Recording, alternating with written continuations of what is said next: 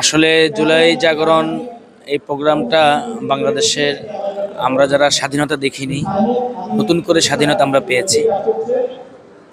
আমাদের বুঝ হওয়ার পর থেকে 2006 সালে আমি একটু একটু বুঝতে শুরু করেছি। 6-এ আমাদের ঐক্যজোট ক্ষমতায় ছিল। এরপর থেকে 7 থেকে শুরু করে জুলাইয়ের 36 জুলাই পর্যন্ত আমরা যে নির্যাতন নিপীড়নের শিকার হয়েছি, আমাদের মনেই হতো না যে আমরা একজন সাধারণ এই দেশের স্বাভাবিক মানুষ। আমাদেরকে নিজেরা চলতে মনে হতো অপরাধী। বহু বছর আমরা নিজেরা বাড়ি ঘরে থাকতে পারিনি। সর্বশেষ গত বছরের 3 জুলাই যেদিন প্রেস ক্লাব থেকে শিল্পীরা মিছিল সহকারে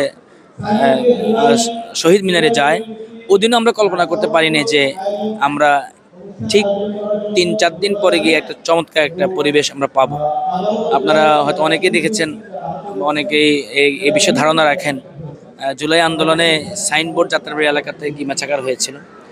তো সব মিলিয়ে আমি বলবো জুলাই জাগরণ এই প্রোগ্রামের মাধ্যমে বাংলাদেশের মানুষকে স্বাধীনতা, সার্বভৌমত্ব এবং নিজেদেরকে লড়াই করে বেঁচে থাকার যে একটা প্র্যাকটিস 2024-এর জুলাইতে বাংলার মানুষ করেছিল, সেটা আবার স্মরণ করিয়ে দেয়।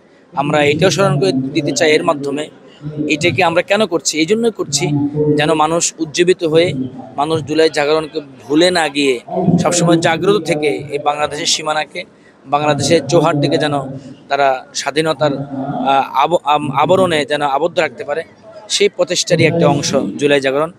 আর মাত্র একদিন আছে, আগামীকাল 4 তারিখ শেষ দিন হওয়ার কথা। তো আপনারা যারা এখনো আসেননি, অন্তত একবার হলেও এখানে ঘুরে যাবেন। আশা করছি আপনারা হতাশ হবেন না, ভালো লাগবে। আসসালাম। সাইমুমের সাবেক পরিচালক হিসেবে বর্তমান দায়িত্বশীল তাদের প্রতি আপনার প্রত্যাশা কেমন? সাইমুমের বর্তমান যারা দায়িত্ববান করছেন, আলহামদুলিল্লাহ খুব চৌখুশ। তারা অনেক সুযোগ পেয়েছেন যেটা আমরা পাইনি। আমরা সাইমুম বলে কখনো পরিচয় দিতে পারিনি, বিভিন্ন পরিচয় আমরা পরিচিত হয়েছি। অনেক ঝামেলার মধ্যে আমরা দায়িত্ববান করেছি। আলহামদুলিল্লাহ মুক্ত একটা পরিবেশ তারা পেয়েছে। আমরা অনুরোধ করব এবং তাদের কাছে এটা আমরা প্রত্যাশা করি, তাদের পড়াশোনার পাশাপাশি কালচারাল এই বিপ্লবকে আরও এগিয়ে নিয়ে যাওয়ার যে চমৎকার সুযোগ আল্লাহ তৈরি করে দিয়েছেন, এর সুক্রিয়া স্বরূপ সবসময় এই ধরনের কিছু নান্দনিক প্রোগ্রামের মাধ্যমে বাংলাদেশের স্বাধীনতা, সার্বভৌমত্বের এবং ইসলামকে রক্ষায় তারা অগ্রণী ভূমিকা পালন করবে আমরা বিশ্বাস করি। অসংখ্য ধন্যবাদ। আমরা এখানে আরেকজন দর্শক রয়েছেন, আমরা দর্শক থেকে মন্তব্য শুনবো। আজকের এই কার্যক্রমে আপনার অনুভূতি কেমন? আলহামদুলিল্লাহ, আসলে সাইমুম শিল্পী গোষ্ঠী একটি ব্যতিক্রমী কার্যক্রম করছে। এটা আমার একটা দুঃখ যে আন্তর্জাতিক আমাদের বাংলাদেশের জাতীয় যে মিডিয়া, এই মিডিয়াগুলোতে খুব ভালোভাবে সম্প্রচার করা হয় না। এটা উচিত আমাদের জাতীয় মিডিয়াতে এই